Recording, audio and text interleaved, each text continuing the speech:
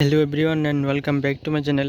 ये है मेरा एक्सट्रीम 160 है जिसको कि मैंने 2022 में लिया था और इसको अभी मैं लगभग 30,000 किलोमीटर चला चुका हूँ। तो अगर आप इस वीडियो को ठीक से देख लोगे तो आपको कोई डाउट नहीं रहना चाहिए कि हीरो का कोई भी बाइक स्पेशली एक्सट्रीम 125R जो भी अभी नया आया है या फिर एक्सट्रीम 160R आपको लेना चाहिए या फिर नहीं। मैं जैसे कि इसको 30,000 किलोमीटर चला चुका हूँ तो मैं आपको इस वीडियो में इसका सारे प्रोस एंड कॉन्स मतलब पॉजिटिव एंड नेगेटिव्स डिटेल में बता दूंगा। तो आप खुद से डिसाइड कर लेना कि आपको इसको लेना है या भी नहीं। सबसे पहले स्टार्ट करते हैं नेगेटिव से। नेगेटिव से डिस्कस करने के बाद हम पॉजिटिव पाएंगे। तो सबसे पहले मैं बता देता हूँ इस बाइक में बहुत सारे नेगेटिव है। अगर मैं आपको दिखा पाऊँ तो इसका जो चेसिस है वो थोड़ा सा बैंड है। आपको दिख रहा है कि नहीं मुझे नहीं पता। ये थोड़ा बहुत अगर गिर भी जाए तो इसका चेसिस बैंड हो जाता है। सेकंड है इसका चेन नॉइस। इस चेन सेट को मैंने 3 बार बदल चुका हूँ, ठीक है, फिर भी इसकी चेन से गर गर गर गर करके आवाज़ आता ही रहता है। अगर मैं इसको क्लीन करके ऑयलिंग कर देता हूँ तो फिर 20-30 किलोमीटर ठीक से चलता है। उसके बाद फिर से गर गर गर गर करके ऐसे आवाज़ आता है। मैं आपको दिखा दूँ इसका चेन स्प्रॉकेट नया है। चेंज करने के बाद अभी सिर्फ मैंने 4 या फिर 5,000 ही चलाया हुआ है और अभी भी इसमें चेन में से आवाज़ आता है। नेक्स्ट है इसका मोनोशॉक सस्पेंशन। इसको भी मैंने 2 बार चेंज कर चुका हूँ। ये भी मैंने 2-3 हज़ार किलोमीटर पहले ही चेंज किया है। इसका ऑयल वगैरह सब कुछ लीक हो जाता है। मैं आपको रिकमेंड करूँगा कि अगर आपके पास बाइक है या फिर लेने वाले हो तो फिर आप इसमें 3 बंदे बैठा कर मत ही चलाया करो।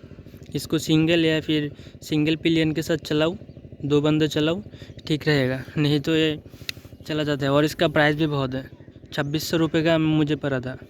नेक्स्ट है इसका इंजन नॉइज़। इसको 4-5 किलोमीटर चलाने के बाद इसमें से मेटल पार्टिकल्स का आवाज़ आता है। जैसे कि कोई मेटल पार्टिकल्स अगर आपस में टकराए तो जैसा आवाज़ होता है वैसी आवाज़ इसके अंदर से आता है। नेक्स्ट है इंजन ऑयल लीकेज प्रॉब्लम। ये जो हेड गैस्केट कवर है ये 8-10 हज़ार किलोमीटर चलाने के बाद एक ख़राब हो जाता है। इसको चेंज करना पड़ता है। बेसिकली ये जो कोना है यहाँ से ऑयल लीक नहीं होता, इस कोने से और इसके ऑपोजिट कोने से ऑयल लीक होता है। उसके बाद है इसका सस्पेंशन। जो सामने का जो सस्पेंशन है वो बहुत ही स्टीफ है। मतलब छोटे छोटे गड्ढे में भी आपको ये महसूस होगा। छोटे छोटे गड्ढा भी आपको बहुत अच्छे से महसूस करवाएगा कि यहाँ पे गड्ढे हैं। अगर प्लेन रोड भी होगा तो भी आपको थोड़ा बहुत झटका तो लगेगा ही। नेक्स्ट है इसका इंजन ऑयल कैप। अगर आप इसको थोड़ा सा भी टाइट से इसको लगाने की ट्राई करोगे तो फिर ये नहीं लगेगा और यहाँ से इंजन ऑयल लीक करता है, ठीक है।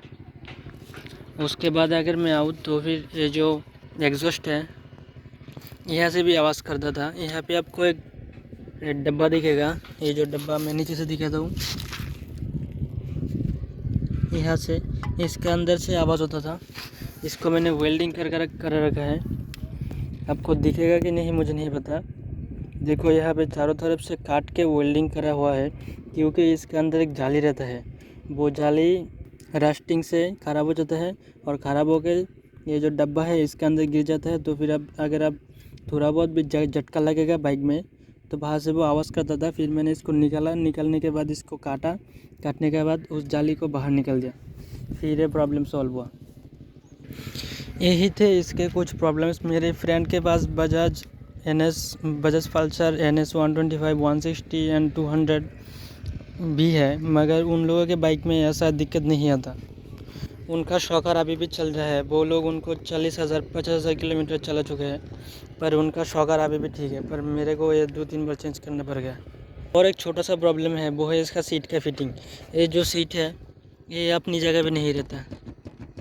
देख रहे हो कैसे हिल रहा है। लॉक प्रॉपर लगा हुआ है फिर भी ये हिलता है। ये देखो दिख रहा है ये कैसे हिल रहा है। उसके बाद है इसका जो क्लच लीवर है वो, अगर बाइक गिर भी जाए, वैसे भी गिर जाए, मतलब आप बाइक को अगर खड़ा करके रखे हो, अगर वो गिर जाए तो फिर वेट टूट जाता है। ये मेरा 5 बार टूटा है, 5 बार। अभी मैं इसको नहीं लगाता क्योंकि थोड़ा भी अगर गिर जाए, कहीं पे कुछ लग जाए तो फिर टूट जाता है, तो फिर इसको लगाने का कोई मतलब नहीं है। और इसके बाइक के साथ जो स्टॉक लुकिंग ग्लास आता है वो देखने में बहुत ही भद्दा लगता है, तो मैंने इस पर NS का लुकिंग ग्लास लगा के रखा है। और इसका जो स्टैंड का क्वालिटी है वो भी उतना अच्छा नहीं है, ये बैंड हो जाता है। जैसे कि अगर मैं दिखाऊँ, ये मैं बाइक को सीधा किया, ये देखो ये कैसे बैंड हो जाता है, देखा, बाइक को थोड़ा सा लीन कर देता है, ये सीधा नहीं रहता। यही कुछ थे इस बाइक के नेगेटिव पॉइंट्स। अगर हम अभी आए इसके पॉजिटिव पॉइंट्स पे, तो सबसे पहले तो होगा कि इसका स्टेबिलिटी। ये हाई स्पीड में भी बहुत स्टेबल रहता है, मतलब अगर आप किसी को ओवरटेक करोगे या फिर काट वगैरह मारोगे तो फिर स्टेबल रहता है। मेरे बाइक के पास Apache 160 है, वो चलाने में मुझे कॉन्फिडेंस नहीं देता। टर्निंग वगैरह कॉर्नरिंग में वो मुझे कॉन्फिडेंस नहीं आता चलाने में, पर इसको चलाने में अच्छा खासा कॉन्फिडेंस आता है। नेक्स्ट पॉजिटिव पॉइंट होगा इसका माइलेज। मेरा बाइक 2022 में लिया हुआ है, तो E20 कंप्लीट नहीं है, फिर भी मेरे को ये 50 टू 54 का माइलेज दे देता है।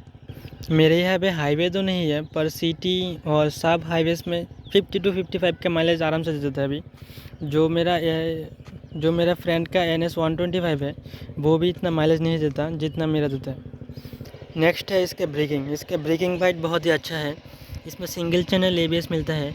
इस ABS ने मुझे 1-2 बार तो बचाया होगा ही, तो इसका ब्रेकिंग बहुत अच्छा है। नेक्स्ट इसका पिकअप भी ठीक ठाक है, उतना तो नहीं है पर ठीक ठाक पिकअप है, जितना मेरे को चाहिए वो तो सफिशिएंट पिकअप है। और इसका जो रियर टायर है वो 130 सेक्शन का है, तो ये बहुत अच्छा ग्रिप प्रोवाइड कर देता है। और एक नेगेटिव पॉइंट मैं बोलना भूल गया था, इसका जो हाई बीम हेडलाइट थ्रो है वो बहुत ही बेकार है, बहुत ही बेकार।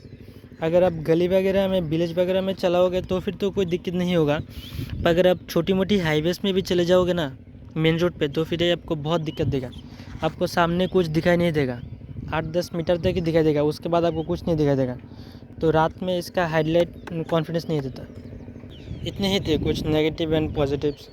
अगर वीडियो अच्छा लगे तो चैनल को सब्सक्राइब कर देना और वीडियो को एक लाइक कर देना। Thank you.